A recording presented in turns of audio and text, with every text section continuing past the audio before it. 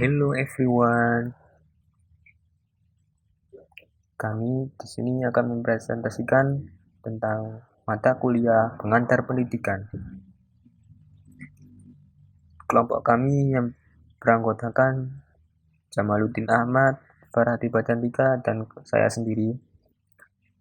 Kami di sini akan membahas tentang teori, aliran, dan prinsip dalam pendidikan. Di sini kita akan membahas 3 subtema, yaitu pengertian teori pendidikan, aliran-aliran pendidikan, dan prinsip-prinsip pendidikan. Pengertian teori pendidikan. Teori pendidikan merupakan landasan dan pijakan awal dalam pengembangan praktik pendidikan.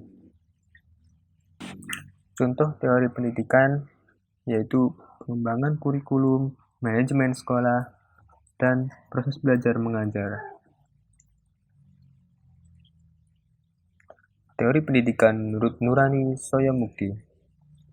Teori pendidikan ada yang pertama yaitu teori pendidikan tradisional. Teori ini menjelaskan bahwa sekolah dimaknai sebagai lembaga yang di dalamnya terdapat guru, siswa, sistem administrasi, alat bantu, atau media pembelajaran yang baru. Contoh pendidikan tradisional, yaitu pertama pesantren, yang kedua homeschooling. Teori pendidikan marxis sosialis. Teori ini berawal dari paham yang dibawa oleh Karl Marx, yang menekankan pada bidang politik dan ekonomi, lalu berkembang ke ranah pendidikan, di mana pendidikan dipahami untuk melihat fungsi pendidikan pada masyarakat berkelas. Selanjutnya yaitu teori pendidikan liberal. Teori ini menitikberatkan pada konsep semi liberal. Konsep yang dibangun adalah dengan memberdayakan individu dengan pengetahuan yang luas, keterampilan, menekankan nilai-nilai etika dan kecakapan sipil. Selanjutnya yaitu teori pendidikan postmodernisme. Teori ini adalah bentuk reaksi dari teori modern. Postmodernisme berawal dari paham filsafat yang pada perkembangannya dijadikan teori kritis untuk berbagai macam bidang pengetahuan. Contoh pendidikan postmodernisme. Pertama yaitu arsitektur, kedua jurnalisme, ketiga bidang pemasaran, dan lain-lain. Aliran-aliran pendidikan dibagi menjadi 4. Yang pertama, aliran empirisme. Yang kedua, teori nativisme. Yang ketiga, teori konvergensi. Yang keempat, aliran naturalisme. Aliran empirisme.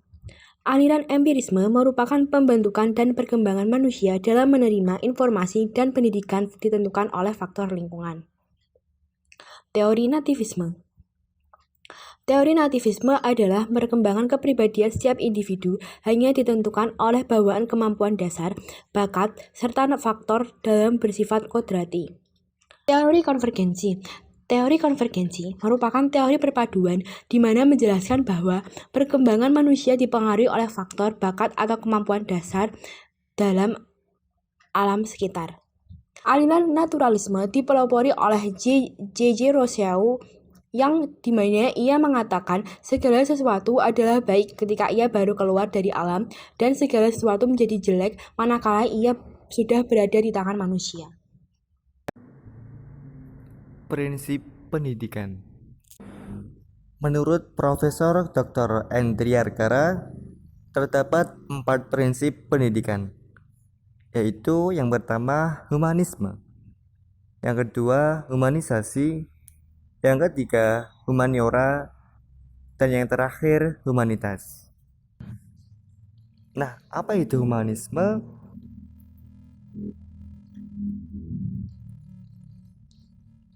Humanisme adalah filsafat pendidikan, pandangan awal yang mendasari kegiatan kependidikan.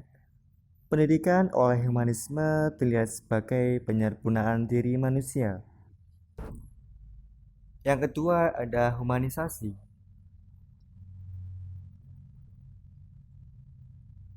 Humanisasi merupakan proses pendidikan.